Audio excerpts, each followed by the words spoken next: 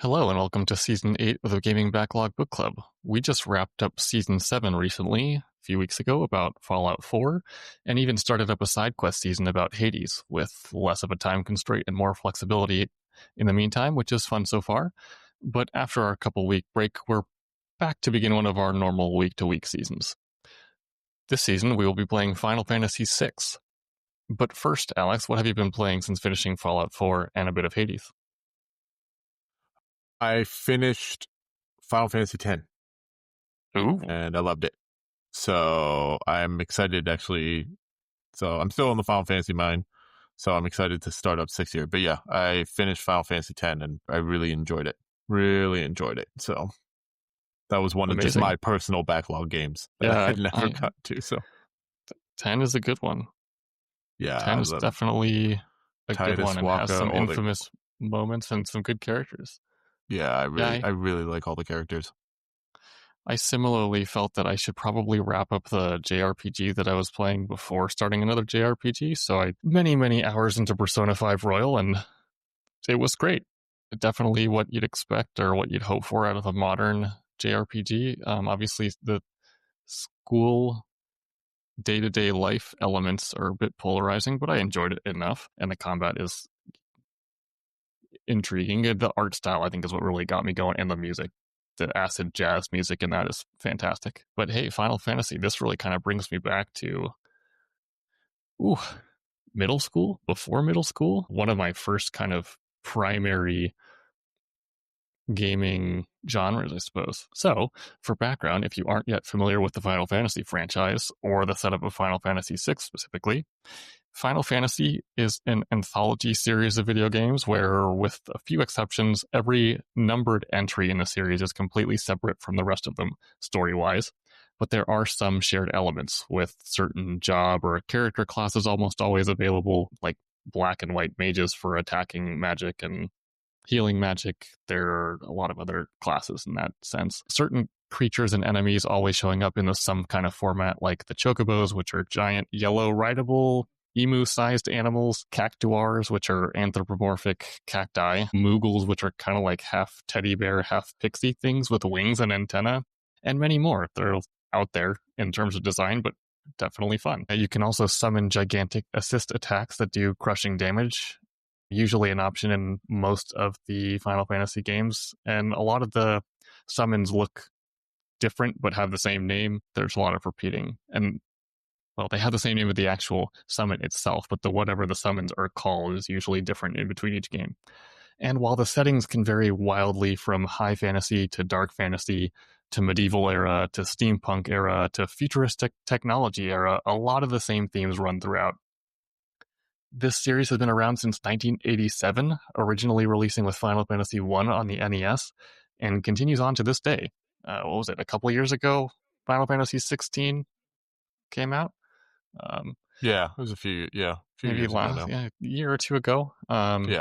It is one of the very first JRPGs that hit it massively worldwide to really good success, and people are still major fans to this day, and as am I. I haven't touched one of the more modern ones lately, but hoping to eventually. Now, Final Fantasy VI itself was released in 1994 for the Super Nintendo, developed and published by Square. It was the last Final Fantasy game to use 2D sprite graphics before 7 jumped into 3D polygons. FF6 received amazing reviews and so much praise when it released, and continues to receive it to this day for its graphics, story, setting, music, and well-written characters. The story setup of Final Fantasy VI switches it up from many of the prior medieval fantasy settings and places you in a more industrialized, mechanical world where machines and magic are used in tandem, with a bit of a renaissance in terms of the arts becoming an important part of society. We control a party of up to 14 characters that grows as we go on, as part of a rebellion against a military dictatorship. Meanwhile, a magical arms race is going on, and plenty of other darker themes that make this game much more mature than the previous entries. The gameplay is traditional JRPG style, where you explore an overworld map, towns and dungeons from a 2D top-down perspective to an extent. When you're on the overworld map, you can get around by walking, riding a chocobo, or flying an airship. While you're on the overworld and in dungeons, with the exception of, I think, some boss encounters where they come out of a conversation, most fights are random encounters. So every X random steps, the screen will flash and bring up the battle screen. The fights are turn-based, so no two characters or enemies will take an action at the exact same time, and your actions are chosen in menus, which you see play out. So you don't hit square and then attack. Everyone's speed stat dictates how quickly your active time battle or ATB meter refills, and therefore how quickly that character can take their next action. You can have up to 4 people in your party at a time. When you win a battle, you'll gain experience that scales automatically in predetermined stats to level up your character, rather than you assigning stats yourself, kind of like we just did with Fallout. You also get money and sometimes items for your victory. While you're out of battle, you can pull up a menu to equip weapons and armor to your character, swap out party members, and use items as well as healing or status curing magic. You can also interact with people in towns who may just have something to say, but also may own shops with various items and equipment, places to sleep, to heal, things like that. I guess I'll jump in first, though. I've started Final Fantasy VI a number of times, actually. All of these times when I was in middle school. First using an emulator on my computer with the ZSNES and a ROM, and then in the Final Fantasy Anthology 2-pack for PS1 that included Final Fantasy V and 6 on 2 discs. This was after playing through 9 and loving it, playing through 8 3/4 of the way and loving it, 7 3/4 of the way and loving it. Not sure why I didn't finish either of those back then, but I have since replayed 7 and plan to replay 8 all the way at some point. I also played all the way through 10 at the time and gave 6 a shot, for whatever reason didn't finish. But 10 was one of my all-time favorites along with 9, so I'm glad that you finally got to that recently. Yeah, loved it. So have you played 6 before at all? Or know much about it? No, to be honest, I mean, I'll say, as I said, I say this for a lot of the games when you ask me, like, do you know much about it? I don't know much about it. And that's the reason why they're on my backlog, too, is I also try and not see spoilers. Like, I don't want to spoil. Like, these games are on my backlog for a reason, and I'm not trying to find spoilers out. What I know about Final Fantasy VI is it has people call, like, an iconic, like, intro scene with the mechs coming in, I think, through, like, snow.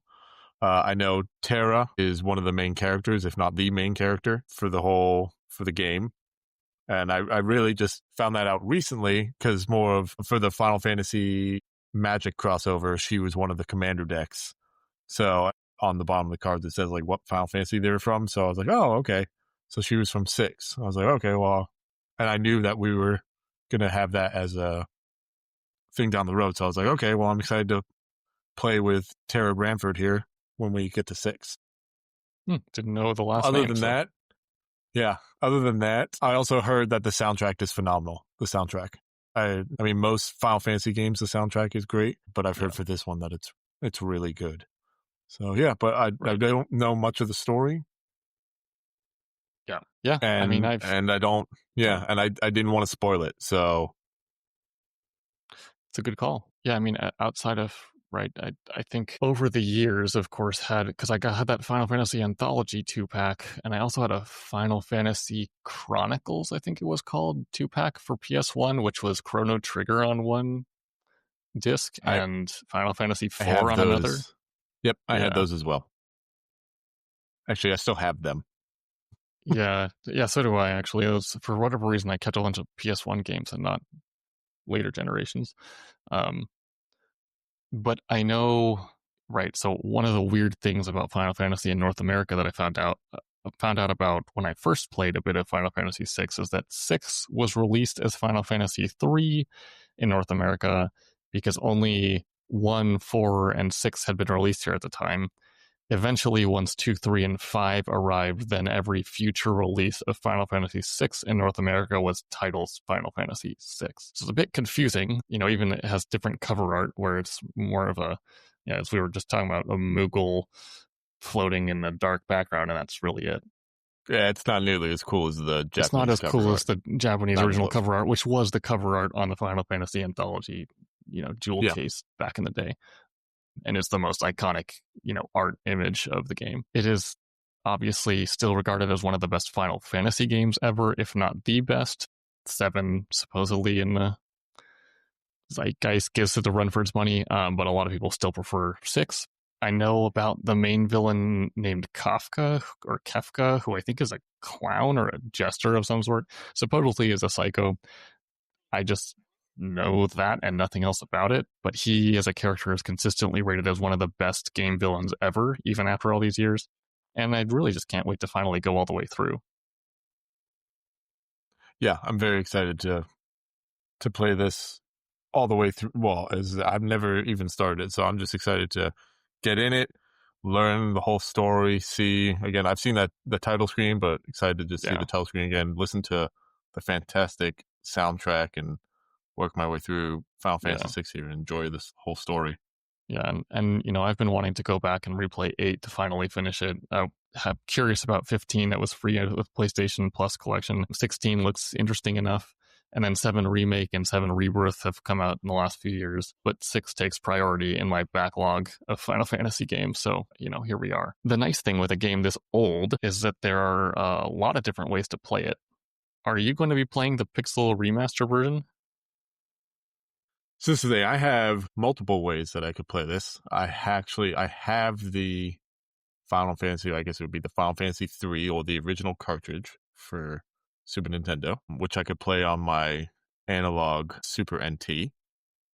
But then I also have the Super Nintendo Classic Edition that Nintendo came out with however many years ago, As that I do I. think has Final Fantasy 6 on it. And then yes, I also have the Pixel Remaster Edition on Switch that has what does it have? It's what is it 1 through 6 for the? It has 1 through 6. Yeah, it's all the 2D, Yeah, all the original 2D numbered games. which I'm really happy to have because I want to play like at some point like I want to play all the Final Fantasy games, and I'm Yeah, really happy that they did that collection so I can go through and do all the stories. And that's probably where I'm leaning to play. Is yeah. probably using the Pixel Remaster on Switch. Well, so the nice thing about the Pixel Remaster version is that it has a lot of quality of life improvements, because obviously these games are old and they wanted to pad out their time with certain things. You know, if it's anything like the Final Fantasy VII Remaster, not the remake, the remaster of it that I played on Switch, and similar to most PS1 era RPGs that have had remasters in the last 10 to 15 years, I think it will have a way to speed up experience earned so you can level up faster, a way to speed up battles in general, a way to turn off random encounter battles in the overworld if you're not looking to grind and just want to get to the next place, and even a way to make you literally invincible in all battles, which I highly suggest you don't try unless you've already finished it and want to keep I will going. not be no. Yeah, I'll be trying to play it as as the close most to genuine that I can. Yeah. when I was playing that 7 remaster, it was convenient on a couple occasions where I just wanted, like, I only had it 40 minutes to play and I wanted to just get to the next area and not have to be constantly stopped. But yeah, it's best to use those things sparingly. I think it might have save states, which is useful if you don't want to book it all the way to the next save point, which is a thing from back then. So that's kind of useful. That's probably the thing I'll use the most. That's probably Yeah, one of the main reasons I want to do probably the Pixel Remaster is I can do yeah, those save states. Because again, there are times where just from 10, I played 10, and I don't think I had save states, so I couldn't just it save whenever, shouldn't, but you no. have to get to each sphere to Yeah, save. And there are some where it's like you have to do an hour plus before you reach the next yeah. one. And if I don't have the time, like I'm not going to replay the whole thing. So yeah, That is definitely, I would say, the biggest great convenience that's ever been added to gaming is the ability to save wherever you are and just pick it back up. Because saving at yeah, a save point is, while intended game design is, can be quite annoying if you don't have the time to actually find the next one. yeah. I had more time as a kid than I do now to Yeah, get to the as next do part. we all. As did we all. So yeah, I mean, I think I'm leaning towards actually playing it on the SNES Classic, using the original Super Nintendo controller and sitting uncomfortably close to the TV because the cords on those controllers are way too short. Um, should be a bit of a fun blast from the past, though. I have already played on the Super Nintendo Classic Earthbound, Super Metroid, Super Castlevania 4 on it, as well as Donkey Kong Country and Super Mario Kart that I play with my wife, and it's a lot of fun. Um, I'll eventually probably play Super Mario RPG and Super Mario World on it, I think, but I'm not huge on Mario games, so they'll be in the backlog a little bit longer. I think I'm leaning towards it there. I have the pixel remaster of 6 as well, so the convenience might end up winning out, but we'll see. I think just playing on Yeah, you might. that old gamepad seems fun. Yeah, I was gonna say you might have just. I might do it on the classic just to I get think that what's gonna nostalgia of playing with the Super Nintendo controller again. I will at minimum play on the classic to start and then see what time allows with real life getting in the way if I switch over and restart it on Pixel Remaster. So okay, should be fun either way. Yeah, no, it's going to be fun either way. No matter which way we're going to play, I think it's going to be a lot of fun. Yeah, and Final Fantasy VI apparently has a bit of an intro or a prologue, and then it splits at some point into 3 scenarios that you choose from, and you have to do all 3 of them before you can continue the main story, but you can do them in any order that you want. So it basically splits the party in 3 groups. We'll be tackling all 3 of these scenarios before our next episode anyway, so don't need to worry about that, but do them in whatever order you wish. And we'll still be dividing this podcast season into as close to equal length chunks of gameplay as we can. It was a bit harder to find information on how long each section of the thing was, and who knows if there's an ideal order to the 3 scenarios, but let's just go with it and enjoy the ride. So for next time, play through the prologue bits, and then once you can select a party, play through all 3 other scenarios, go until you've completed all 3 of them, and the party reunites, and then save and quit and wait for next time. Yeah. And yeah, let us know on Discord what your expectations are. Yeah, definitely.